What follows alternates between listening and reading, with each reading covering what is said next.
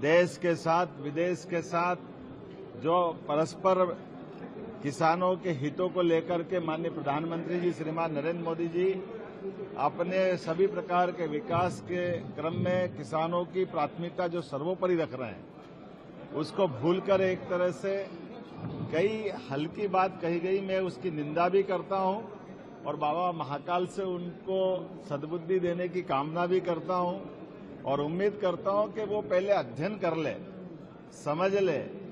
जिस प्रकार से झूठे अनर्गल आरोप लगा करके राहुल गांधी जी ने बात कही, मैं मान के चलता हूं बाबा महाकाल उनको सद्बुद्धि दे और उनको क्षमा याचना करना चाहिए कि उनने अपने ही पुरखों के द्वारा लंबे समय तक देश की आजादी के बाद से लंबा समय तक सरकार चलाने का जिस खानदान को अधिकार है, वो अब किसानों की आड़ में अपने मतलब के लिए अपने संभावनाओं के द्वार देख रहा है।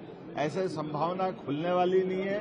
किसानों के लिए उनके खेतों में जाकर उनके साथ उनकी चर्चा के बलबूते पर जिस प्रकार का अनुकूल माहौल माननीय प्रधानमंत्री जी ने बनाया है, मुझे गर्व है। मध्य प्रदेश वो स्थान है जहां नदी जोड़ो अभियान में सबसे पहले माननीय प्रधानमंत्री जी ने 10% की राशि मैचिंग ग्रांट स्टेट को मिलाना पड़ेगी, 90% की ग्रांट भारत सरकार अपनी दे रही है। इसके माध्यम से किसानों का भला होगा।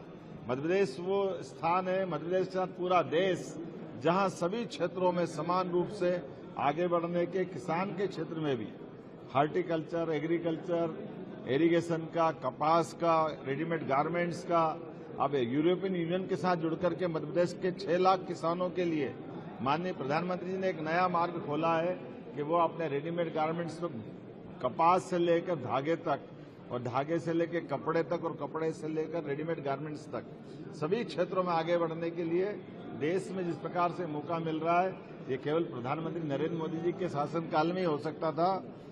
कांग्रेस के शासनकाल में तो हमारी इंडस्ट्री में ताले लगे थे। मैं एक बार फिर दोहराना चाहूंगा कि कृपा करके नेता प्रतिपक्ष और उनकी बहुत पुरानी पार्टी के राष्ट्रीय अध्यक्ष जी थोड़ा स्मरण करें अपने उस शासनकाल के काले पन्नों को, जिनके काल में शासनकर्ताओं के माध्यम से किसानों के लिए लगातार अन्याय किया गया था। मैं एक बार फिर बाबा से कामना करता हूं इनको सद्बुद्धि दे। गर्मियों की छुट्टी होने वाली थी, मेरे पापा आने वाले थे, तो हम लोग सभी खुश थे। तो मैं बेड पे चढ़ के डांस कर रहा था, लेकिन वो पहले ही आ गए।